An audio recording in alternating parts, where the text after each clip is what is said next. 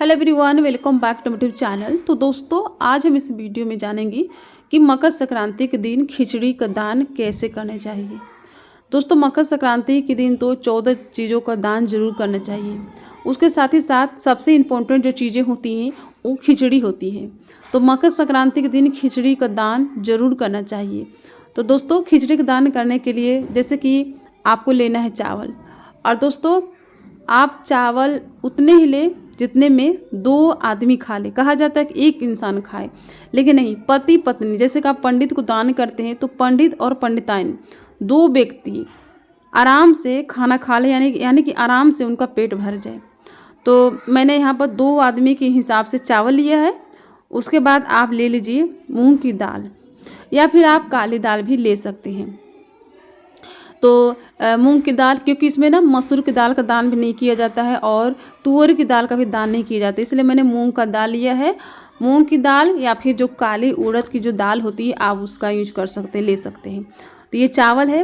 अब दोस्तों, इस चावल में ना हम इस मूंग की दाल को डाल करके और इस चावल में मिक्स कर लेंगे। तो ये क्या हो गई ना, ये खिचड़ी हो गई।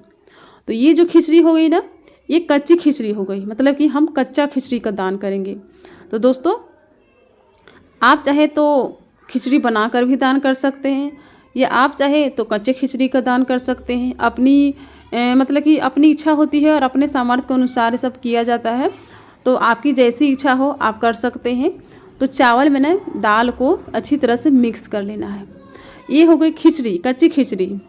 तो कच्ची खिचड़ी का दान करें या पक्के खिचड़ी का दान करें, दोनों का महत्व एक ही है। उसके बाद दोस्तों, ये खिचड़ी में ना, ये तो खिचड़ी हो गई।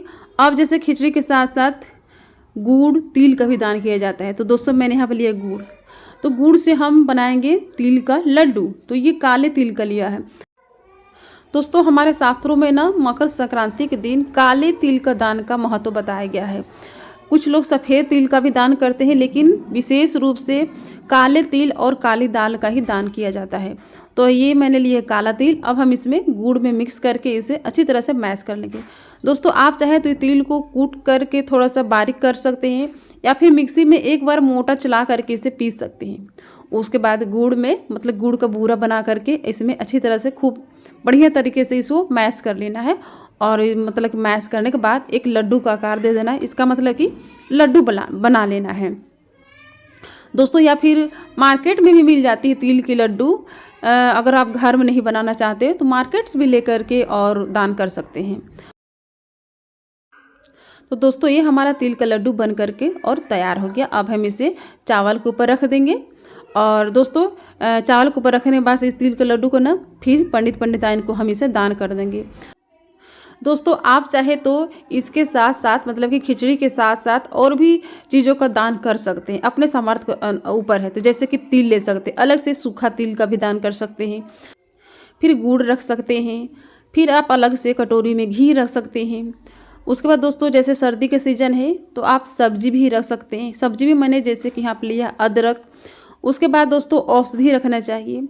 दोस्तों, कहा जाता है कि मकर संक्रांति के दिन मतलब कि औषधि, मेडिसिन, दवा के दान करनी चाहिए। तो इसलिए मैंने यहाँ पर रखा है नींबू, क्योंकि नींबू मतलब कि औषधि नहीं बल्कि महा औषधि होती है मेरे हिसाब से, इसलिए मैंने यहाँ पर रखा है नींबू।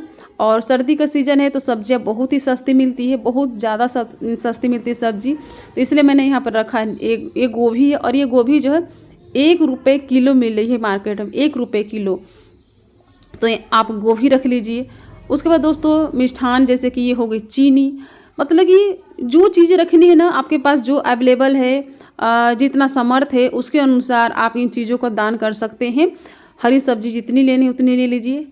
दोस्तों, कुछ लोग संख्या में दान करते हैं, जैसे कि मैंने ली है, जैसे कि चलिए मैंने नींबू ली है तो नींबू आप ले लीजिए 14, या फिर आप ले लीजिए गुड़ के डलिया 14, या फिर आप गोभी, जैसे है गोभी 14 ले लीजिए।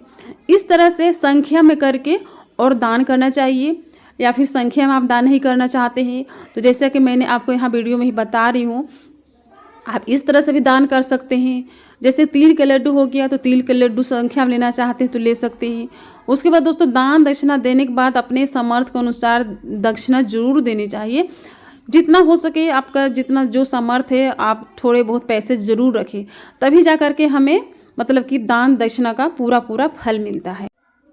और दोस्तों ये जो दान है ना, ये दान किसी गरीब को दे या किसी ज़रूरतमंद को दे या किसी मंदिर में जाकर आप दे दें या किसी गरीब जो ब्राह्मण होते हैं उनको जाकर के दे दें।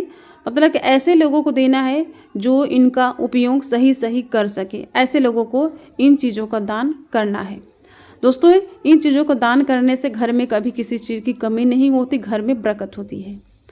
तो आई होप आपको समझ में सब कुछ आ गया होगा। तो प्लीज़ वीडियो को लाइक कीजिएगा और चैनल को सब्सक्राइब कर लीजिएगा और वीडियो को ज़्यादा से ज़्यादा शेयर कीजिएगा। तो फिर मिलूँगी एक नई वीडियो के साथ, तब तक के लिए हरे कृष्णा, राधे राधे।